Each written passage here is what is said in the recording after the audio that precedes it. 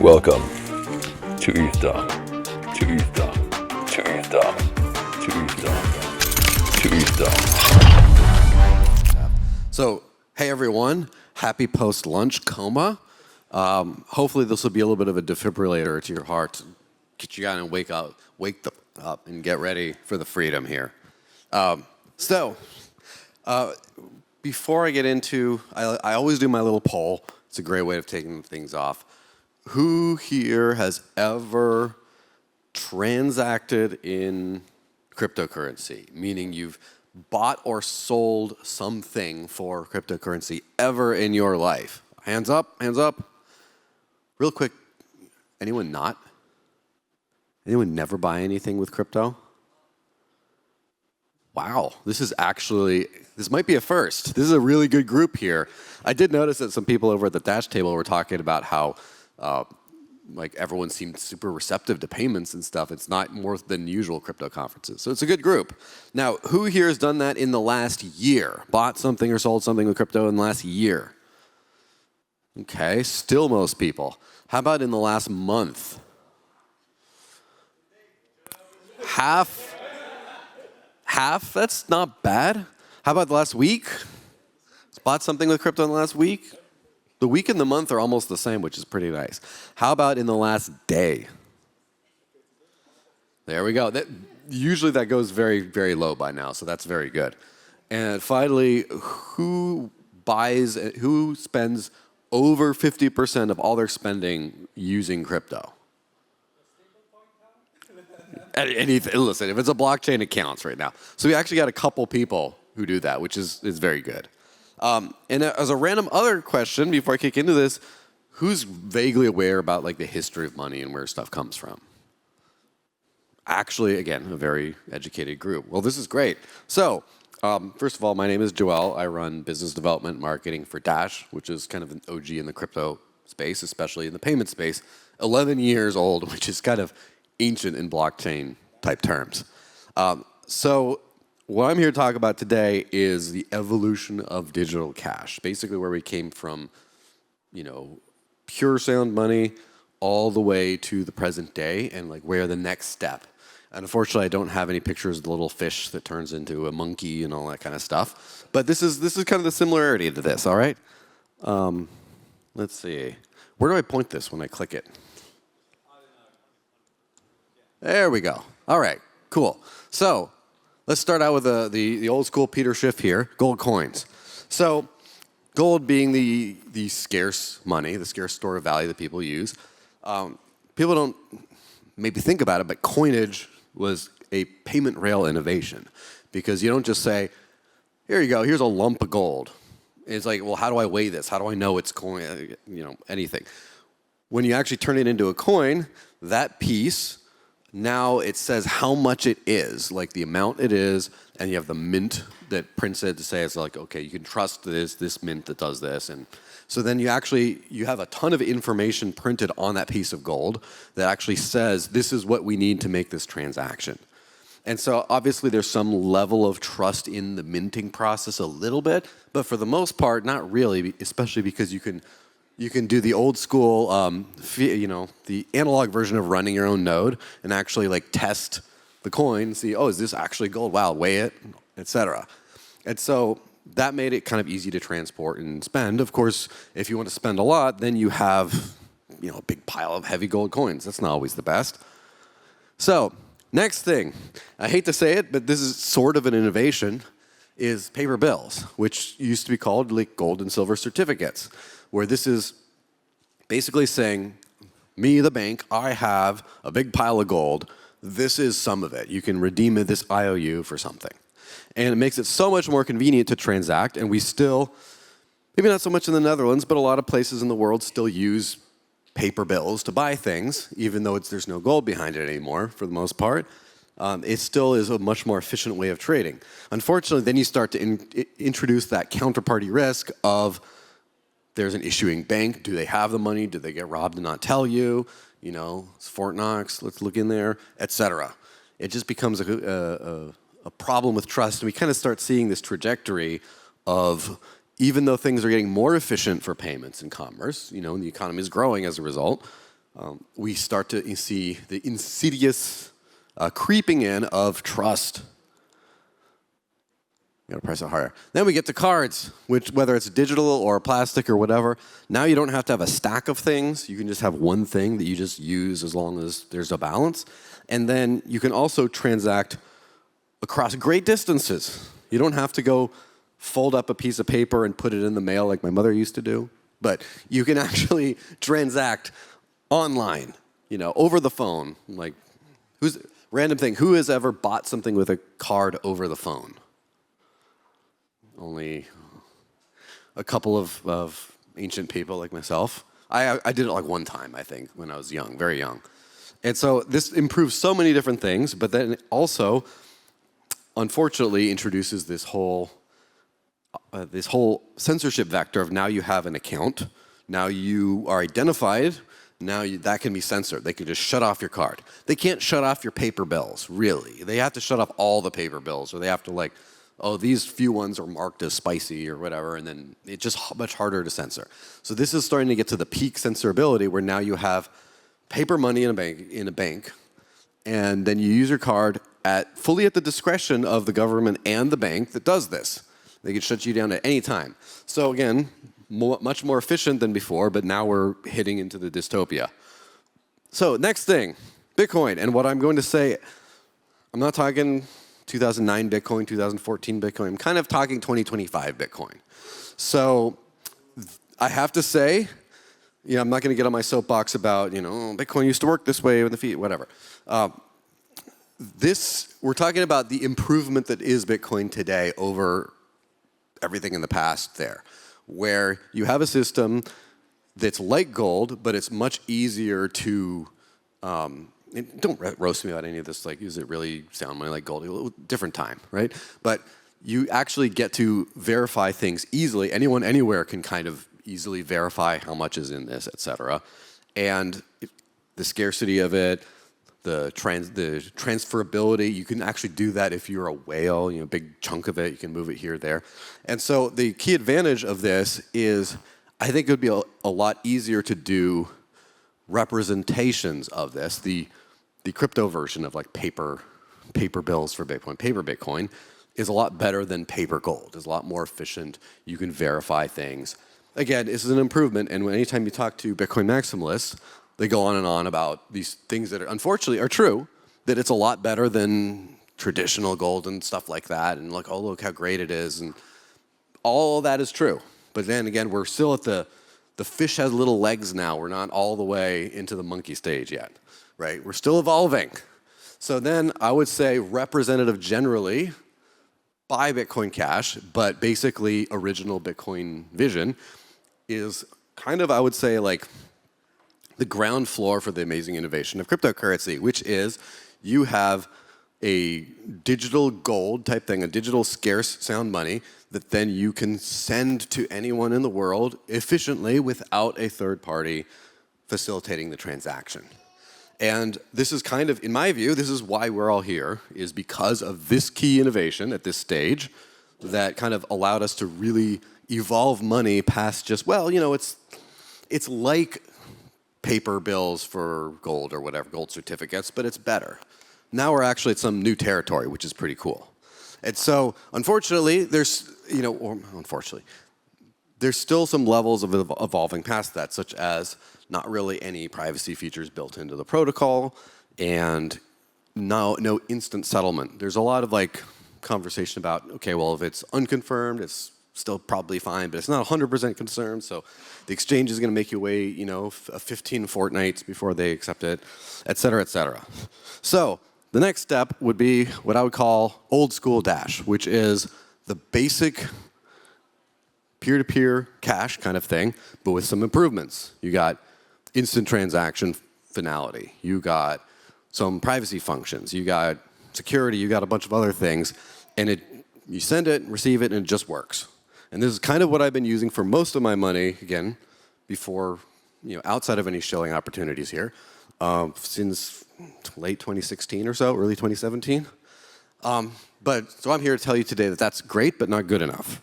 There's extra levels to what we need to be able to transact.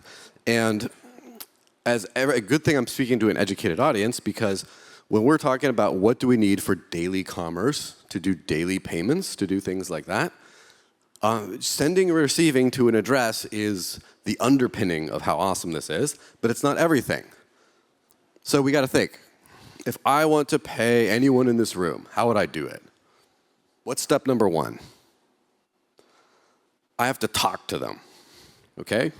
And so I can talk to them physically, be like, hi, or I can send a message. That's another app you have to use. You got to text them, you got to hopefully signal message them. Hey, how's it going? Hey, can I pay you back for, et cetera? There's a lot of communication that happens there. And then they say, hey, I want an address so I can pay you. And then you do that, then you copy paste your wallet, then you send, and then it works. And so, but there's a lot of this extra stuff that happens. How much is it for? Well, it's this amount of, Dash tokens, of Bitcoin, of whatever you're using. But how much is that, like, what the debt was denominated in? Was it a $25 lunch that now, was it 40 euros for drinks that now you're going to do a representative amount of whatever coin? Where is that recorded? Probably in your signal message. Or this is back for this, etc. But the money hasn't evolved to the point where we're just using it. We have an underpinning again, but we're not all the way there. So, and obviously, speaking in big general concepts here, but then we got this guy. Happy ETHDam, everyone. Vitalik says hi. But so we have some extra things that are built into the protocol at this point, where now you have like programmability. You can do stuff like conditional payments. You can transfer tokens that are representative things, et cetera, et cetera. You start to have some more programmable features in there. Now, there are obviously some limitations and drawbacks, such as, who knows who Moxie Marlinspike is? Quite the educated audience. Again, part of this is because I made sure to invite everyone that I thought was awesome to come here, but also part of it is because everyone awesome was already here. So Moxie Marlinspike, the Signal founder, he wrote this scathing critique of Web3, which I think is a very worth reading if you're in the space, because basically the summary of this thing, and he said a bunch of stuff, is yeah, all this Web3 stuff is decentralized in theory, but no one's running their own node to do all this stuff. You usually have to pay Infura or some other infrastructure provider to do this. And all the data, the decentralized data that's out there, someone has to index it. And so there's an indexing service that says, that categorize everything, and then you go and ping them and say, I want this piece of data, and then they give you some data, and then, is it the one you asked for? Trust me, bro. So we're evolving to the point where we're starting to get to where we can actually start to use this as a replacement for all these centralized systems. So just kind of the teaser for the next thing. We need a new clicker too. There we go. Okay, so after many, many years, Dash released an upgrade last year called Evolution, which seeks to address some of these things. Basically, the centerpiece, of course, is usernames and contact lists at the protocol level, so you can actually friend someone on the blockchain, look them up, send payments privately to each other, and your transaction data is encrypted, but the other stuff that's not just the blockchain payment of this many units of Dash for lunch, or what, like the actual, it was worth this much, it's for rent, et cetera, is still recorded and encrypted on the actual blockchain so that you can have everything that you were then kind of relying on stuff like, say, writing down on a signal message or putting in an Excel spreadsheet or whatever else. All that kind of stuff is actually contained in the network itself. And most importantly, because all the data that's written to Evolution is indexed and queryable, and you can get a proof of the query, you don't have to trust some indexer or node service that you're getting the data that you asked for. You can just ask for it, and you get exactly what you want very fast, and you don't have to pay a third party, et cetera. So at this point, we're finally starting to get to something that works for average use cases, that you don't have to offload a bunch of trust, so where your base money and the base transaction rails are still good and they're decentralized. But where everything around that, if they censor you, you're still kind of screwed. So we're finally getting in this evolutionary, and love the DNA strands, right?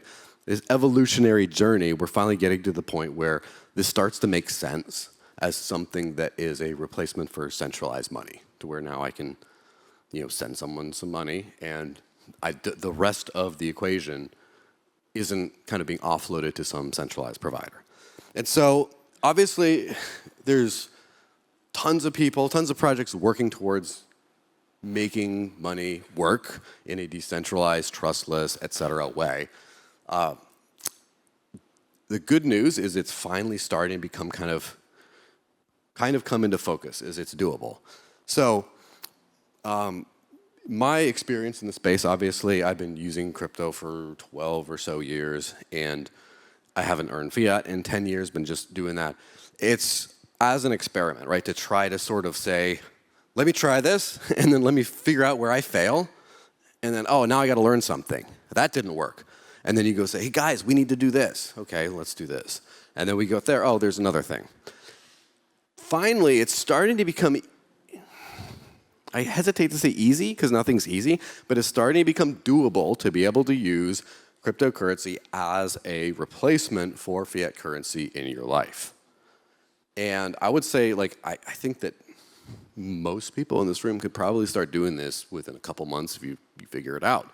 And obviously, there's a bunch of different cryptocurrencies that could be used. I'm focusing on just my tunnel vision on what I have some control over and what I can actually guarantee, et cetera. So this is, leave this up. They're on flyers at the dash table, by the way. So if you're just I don't want to take out my phone right now and look at this, get a flyer. But so Backwardsville, I'm going to start at the bottom with DashPay. It's the wallet that has usernames and contact lists. I don't know if the iOS version is rolled out yet at this point, but if you download it, it'll just have that anyway later. But just a fun username wallet. You can friend me. Same as my X handle, the Desert Links. I will send you some money, probably, very likely. So just out the top, the hardest thing that most people who try to live on crypto encounter is, how am I going to pay my mortgage? How am I going to pay my rent, my utilities, et cetera? Well, there you go. If you're in the US, Spritz works great. I did pay quite a few bills not too long ago just using that. Swappin is for Europeans. It works great in Europe. I know. Does anyone here use Swappin, by the way? Raise your hand. Yep, we got a couple people. Yeah, so it works. And a new sort of comer there, Zipto, works for a lot of the rest of the world, whether it's obviously US, but then also Mexico, Indonesia, Philippines, India, Guatemala. I don't remember how many others, but a lot of the world. I think I've actually estimated that just on the bill pay front alone, about 2.8 billion people around the world could pay almost all their bills with Dash.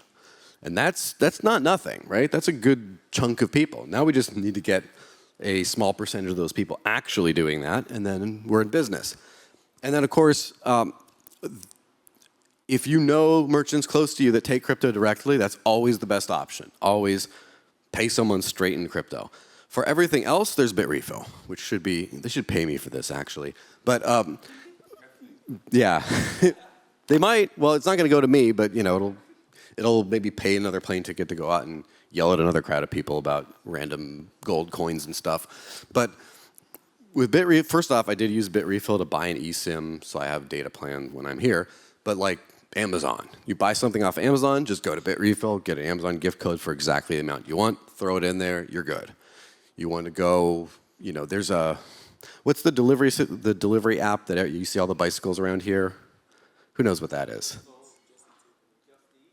You're the orange one with, yeah. You can pay for that in Dash if you want. They have that on Bitrefill. Piggy Cards is another one that is kind of a new entrant. Sometimes they have really good discounts if you want to save some money on that. And then finally, of course, Travala there's a million travel options out there. Travala, I think, is very nice because, first off, it works. But also, sometimes you don't think when you book a hotel or something like that, then they want a card for incidentals, and oh, card means fiat. Oh, what if I don't have one? Oh, you're screwed. I've been there before. Travala, has been known, I'm not sure how universal the policy is, but when you book flights or you book hotels or whatever, they will generate a card with your name on it and use that to pay for it.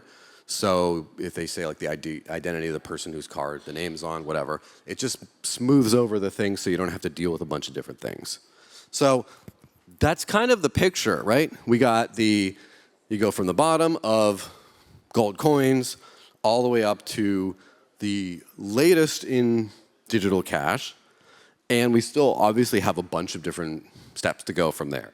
But that's on the tech side, and then in the practical side, here's just what I could stuff on a slide to tell you how to start living entirely off of crypto for a lot of people at least, or at least a big chunk of this. So if you can pay your bills, like your utility bills, your groceries, travel, some basic things like that with crypto, that's like at least 80% of everything, right? Like maybe there's some other things where you're like, well, you know, I have a mortgage, it only comes out of this one bank account. Okay, then pay your electricity. Or, well, I have to have a loan with this. Okay. Who here, after just looking at this, squinting at this slide for a while, feels like they could spend crypto for at least 50% of their spending for everything? We got a good chunk of this room.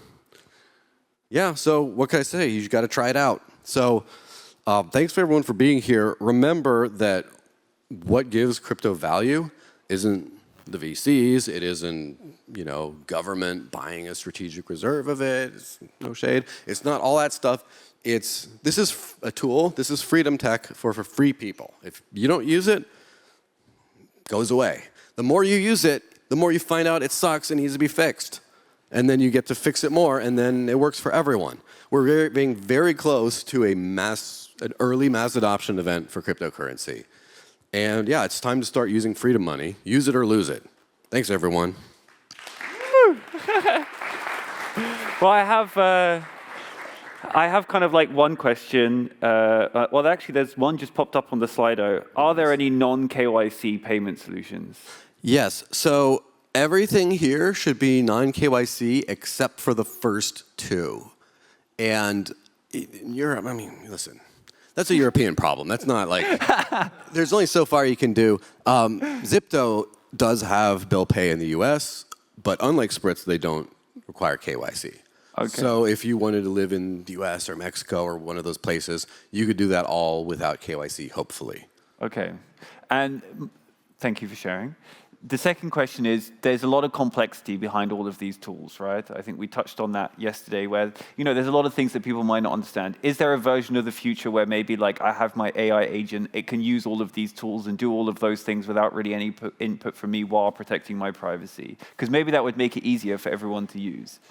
Yes. And also to rephrase the question, will everything be absolutely perfect one day and I have to make no effort whatsoever?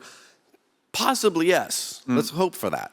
Yeah. But at the same time, if you can write down 12, 24 words and practice scanning a QR code with your phone and pressing the send button a few times, you can do a lot of this. Like literally, that's what when I paid my bill with Spritz last week, I went in and entered my account number for whatever biller, and then the bill came up and I entered the fiat amount that they charge, and that gave me a QR code. I pulled out my phone. Who's ever scanned a QR code and paid from a crypto wallet? No one put your hand up. You do that, and then your bill's paid. Yeah, yeah. Well, thank you very much. Appreciate it. Thanks, everyone. Thank you.